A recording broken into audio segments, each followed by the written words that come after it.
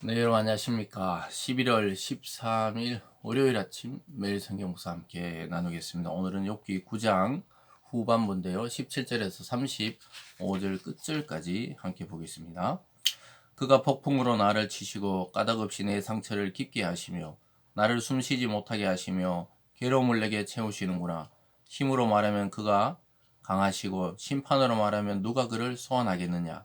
가령 내가 의로울지라도 내 입이 나를 정죄하리니 가령 내가 온전할지라도 나를 정죄하시리라. 아멘. 오늘 본문의 내용을 중심으로 까닭 없는 고난에 대한 항변, 까닭 없는 고난에 대한 항변이라는 제목으로 말씀을 증가하겠습니다. 욥기 전체적으로 핵심적인 주제 중에 하나가 성도들이 당하는 갑작스러운 고난에 대한 단상입니다. 왜 우리가 하나님을 믿고 또 예수 그리스도 안에서 구원을 받은 자녀인데도 불구하고 하나님은 이 세상을 살아갈 때 우리 성도들에게 어떻게 보면 믿지 않는 자보다도 더한 고통을 주실 때가 있습니다. 이해할 수 없죠. 가족이 갑자기 죽음을 맞이한다든가 또는 내 자신이 어떤 질병에 걸린다든가 또는 갑자기 걸어가다가 사고를 당한다든가 이러한 것들을 통해 우리가 예수 그리스도를 믿는 자가 안에서 왜 이런 일이 일어나고 내가 이해하지 못하는 까닭없는 고난들이 우리 속에 일어날 때가 있습니다. 그리고 그럴 때 우리가 제일 먼저 느끼는 것은 내가 무엇을 하나님 앞에 잘못했던가 이러한 정죄감을 가질 때가 많이 있습니다. 근데 욥기를 통해 우리는 그러한 것이 근거가 아니라는 사실을 알게 됩니다. 하늘의 천상의 회의에서 하나님이 우리의 신앙을 보증하고 자랑하기 때문에 때로는 고난과 연단과 훈련의 시간이 주어진다는 겁니다. 물론 여기서 사탄으로 표현하고 또 사탄에게 시험하고 있다 이렇게 말씀하지만 전체적인 그런 것으로는 하나님이 우리를 주권적으로 인도하신다는 그 사상이 욥기에 깔려 있는 것이죠. 욥은 오늘 또 계속해서 자신의 고난을 까닭없는 하나님의 공격이다 이렇게 생각하면서 혼란스러워합니다. 왜 하나님이 나를 이렇게 아무 하나님께 유익을 끼치지 못하는 내가 죽고 사는 것이 하나님께 무슨 큰 영향을 미치지 못하는데 나에게 이렇게 관심을 가지고 나를 이렇게 지나치게 그렇게 고난을 주시는가 이렇게 이야기하고 있습니다. 그래서 하나님의 법정이 있다면 거기 가서 호소하고 싶다는 거예요. 물론 하나님을 이길 수 없겠지만 자기는 그렇게 표현하고 있습니다. 그래서 오늘 첫 번째 보면 의인과 악인이 똑같이 재앙을 당한다고 이렇게 고백합니다. 22절에 보면요. 일이 다 같은 것이라 그러므로 나는 말하기를 하나님이 온전한 자나 악한 자나 멸망시킨다 하나니 갑자기 재난이 닥쳐 죽을지라도 무지한 자의 절망도 그가 비웃으시리라. 세상이 악인의 손에 넘어갔고 재판관의 얼굴도 가려졌나니 그렇게 되게 한 이가 그가 아니시면 누구냐. 아멘. 욥은 자신의 고난을 예로 들면서 어떤 인과의 법칙이 적용이 되지 않는 현실을 지적했습니다.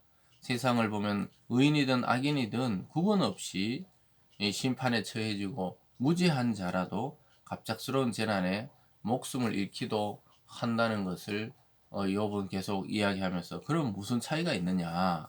이 불의의 원인을 하나님께 돌리고 있는 듯하지만 실제로는 하나님의 주권이 있음을 고백하는 것이죠.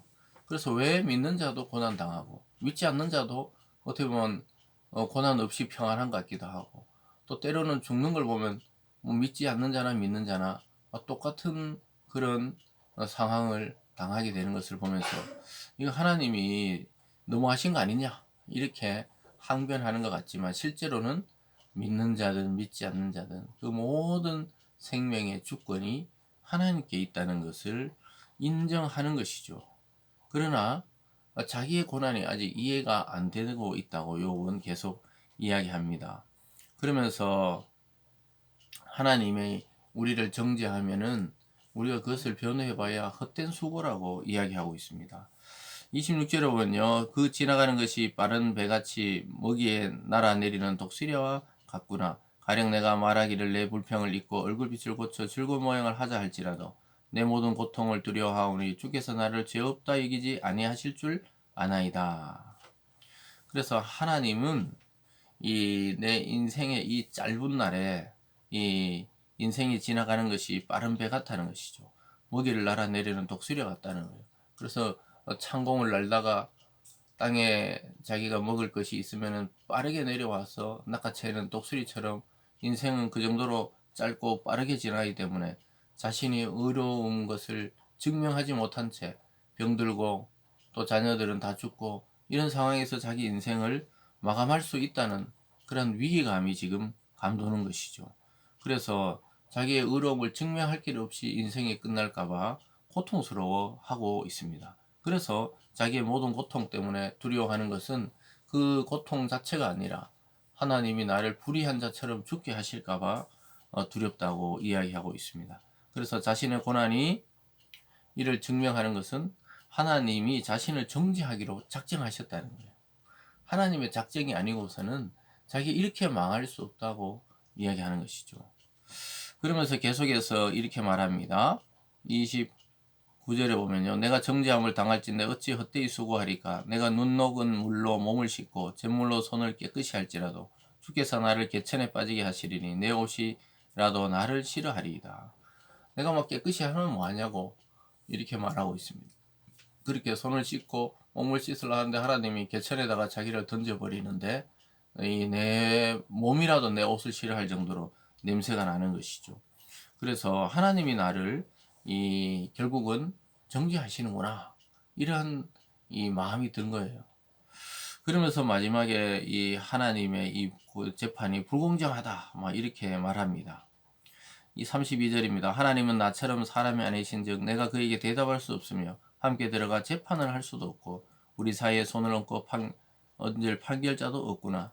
주께서 그의 막다기를 내게서 떠나게 하시고 그의 위엄이 나를 두렵게 하지 아니하시기를 원하노라. 이렇게 말하고 있습니다. 결론적으로는 하나님이 제발 이 자기가 당하는 이 고통과 원인, 이 고통의 여러 가지 원인들과 또 하나님이 나를 이렇게 다루시는 이유를 설명해 달라는 것이죠. 그리고 이 고통의 막대기와 이것이 나를 떠나게 해달라고 기도하고 있습니다. 왜냐하면 하나님과 누가 재판할 자가 있냐는 거예요. 그래서 이거는 불공정하다는 게 우리가 이 세상에서 불공정하다 이 표현이 아니라 하나님과 인간인 자신이 어떻게 이 자신에 대해서 서로 재판해 줄 자가 있냐고요. 하나님 최고의 주권자이신데 그리고 자기는 인간일 뿐인데 이 사이에 누가 중재하고 재판할 수 있냐는 거예요. 하나님이 주권적으로 나의 이 고통과 고난을 거둬주시기를 원하고 있습니다. 사랑하는 여러분, 살아가면서 까닭없이 당하는 고난과 고통이 있을 것입니다. 그 말은 이유를 모르는 거예요. 우리 자신이 살아오면서 겪던 죽음의 고비 또는 어떤 사람과의 만남 또 어떤 일에 대한 성패 이런 것들을 여러분들이 아마 경험하면서 내 의도와 전혀 상관없이 일어나는 일들을 아마 겪고 있거나 아마 겪었을 것입니다.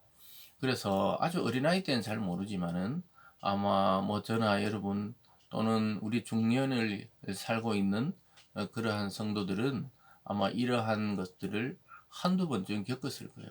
그럴 때 우리의 기도는 이 욕과 같아야 합니다. 사람을 상대하면은 끝이 없는 거예요. 하나님을 상대해야 됩니다.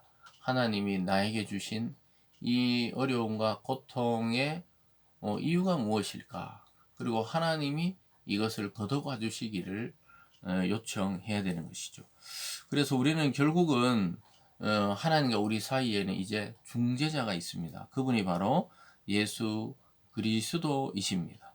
그래서 우리가 까닭없는 고난 속에서도 인내하며 예수 그리스도를 바라볼 때 주님께서 우리의 고난을 해석해 주시고 해결해 주신다는 사실을 우리는 굳게 믿고 오늘 이 하루도 승리하기를 바랍니다. 기도하겠습니다.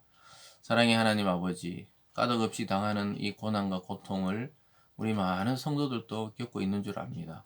하나님 오늘 욥처럼 하나님과 씨름하는 그런 지혜를 주시고 결국 하나님께 응답받고 또 하나님이 해결해 주심을 우리가 믿고 오직 그리스도 안에서 이 문제를 하나님께 맡겨드리는 우리들 되게 도와 주시옵소서. 감사드리며 예수님 이름으로 기도드리옵나이다. 아멘.